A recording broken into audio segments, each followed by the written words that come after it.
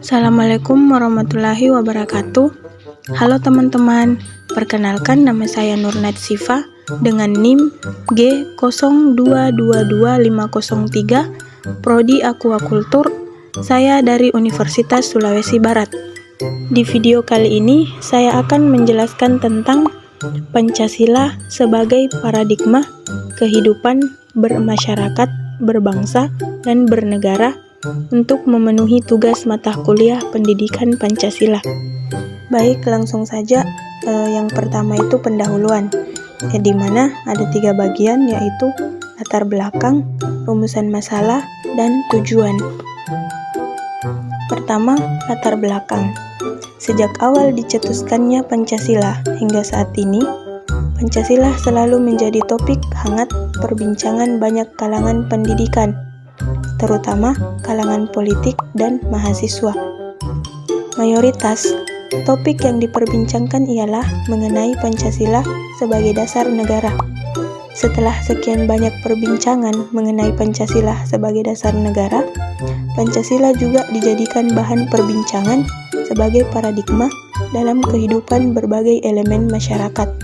Salah satunya ialah Pancasila sebagai paradigma kehidupan mahasiswa di kampus, di mana di dalam kampus tersebut mahasiswa akan dididik mengenai berbagai hal Pancasila, terutama penerapan nilai-nilainya.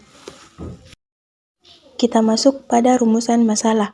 Di sini ada 4 topik pembahasan. Yang pertama, bagaimana peran Pancasila sebagai paradigma pembangunan dalam berbagai bidang. 2. Bagaimana peran Pancasila sebagai paradigma reformasi di berbagai bidang yang memerlukan reformasi. Yang ketiga, apa yang dimaksud dengan Tridharma perguruan tinggi. Dan yang keempat, bagaimana cara mengaktualisasikan Pancasila di perguruan tinggi. Baik, kita masuk ke tujuan. Yang pertama, mengetahui peran Pancasila sebagai paradigma pembangunan dalam berbagai bidang.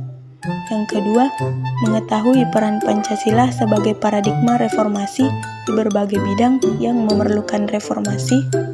Yang ketiga, mengetahui makna Tridharma perguruan tinggi.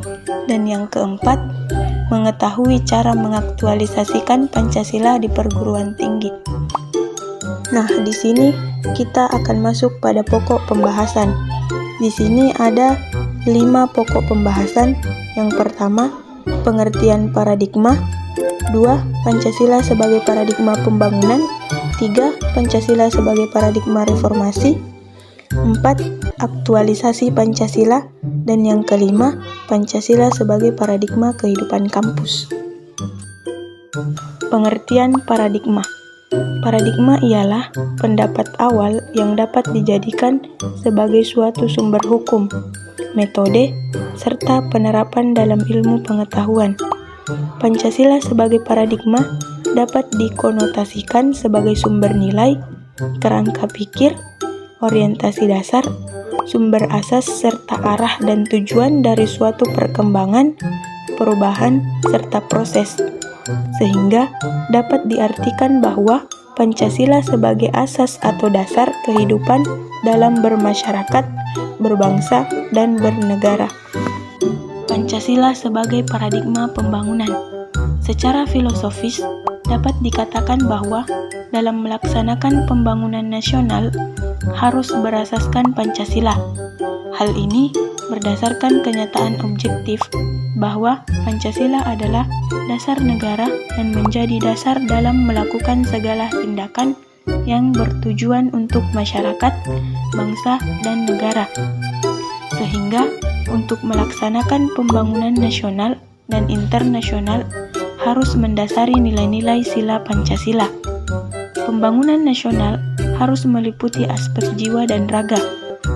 Aspek-aspek ini dijabarkan melalui pembangunan dalam berbagai bidang, yaitu politik, ekonomi, hukum, pendidikan, sosial, budaya, iptek, dan agama. Selanjutnya, Pancasila sebagai paradigma reformasi. Indonesia pernah dilanda gerakan reformasi yang menyebabkan seluruh aturan main dalam politik, mengalami keruntuhan, terutama praktek elit politik, yaitu KKN. Reformasi harusnya digunakan untuk menata kehidupan bangsa yang berasaskan Pancasila sebagai dasar negara. Reformasi harus memiliki tujuan, dasar, cita-cita, serta platform yang jelas bagi bangsa Indonesia. Pancasila itulah yang merupakan nilai-nilai dasar paradigma reformasi total yang sebenarnya. Reformasi yang berlandaskan Pancasila tidak hanya ditunjukkan pada bidang politik, namun semua bidang lainnya yang memerlukan reformasi seperti hukum dan ekonomi. Nah, kita masuk ke aktualisasi Pancasila. Aktualisasi Pancasila dapat dibedakan menjadi dua macam, yaitu aktualisasi objektif dan aktualisasi subjektif. Aktualisasi objektif yaitu aktualisasi Pancasila dalam berbagai bidang kehidupan kenegaraan yang meliputi kelembagaan negara antara lain legislatif, eksekutif, dan yudikatif. Adapun aktualisasi subjektif adalah aktualisasi Pancasila pada setiap individu, terutama dalam aspek moral dalam kaitannya dengan hidup, bernegara, dan bermasyarakat. Nah, kita masuk pada materi terakhir, yaitu Pancasila sebagai paradigma kehidupan kampus. Bagian A, Tridharma Perguruan Tinggi. Tridharma Perguruan Tinggi ialah 3 tugas pokok perguruan tinggi yang meliputi pendidikan tinggi, penelitian, dan pengabdian kepada masyarakat. B. Budaya akademik.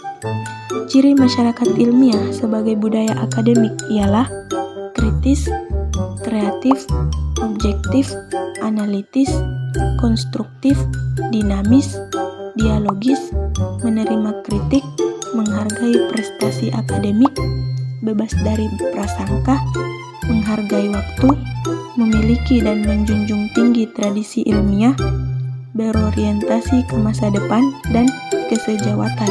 C. Kampus sebagai moral forge. Pertama, pengembangan hukum dan HAM. 2. Kampus sebagai sumber pengembangan hukum. Dan yang terakhir, kampus sebagai kekuatan moral pengembangan HAM. Selanjutnya kita masuk pada bagian penutup, yaitu kesimpulan dan saran. Kesimpulan. Pertama, Pancasila bukan hanya sebagai simbol negara, tetapi merupakan suatu pedoman kehidupan yang sangat relevan untuk negara Indonesia. Pancasila diharapkan mampu mendasari pembangunan sampai ke semua ilmu kehidupan, mencangkup bidang politik, hukum, ekonomi, sosial budaya, hubungan antar umat beragama, sampai dengan iptek. Pembangunan yang dilakukan harus berlandaskan sila-sila Pancasila yang merupakan hasil pemikiran rakyat untuk menuju tujuan bersama membangun bangsa yang lebih baik. 2. Pancasila sebagai dasar negara harus mampu menanggapi gerakan reformasi yang berdampak pada sosial, politik, ekonomi, dan kemanusiaan. Reformasi seharusnya digunakan untuk menata kehidupan dengan berasaskan Pancasila. Reformasi harusnya memiliki tujuan dan cita-cita sebagaimana tujuan dan cita-cita Pancasila. 3. Tridharma Perguruan Tinggi ialah 3 tugas pokok perguruan tinggi yang mencangkup pendidikan tinggi, penelitian, dan pengabdian kepada masyarakat. Dan yang keempat, pengaktualisasian Pancasila dalam kehidupan kampus dapat dilakukan melalui pengembangan hukum dan HAM dalam kehidupan kampus, serta memposisikan kampus sebagai kekuatan moral. Hal tersebut bertujuan agar nantinya menumbuh kembangkan generasi-generasi baru yang memiliki moral dan budi pekerti yang luhur. Selanjutnya saran.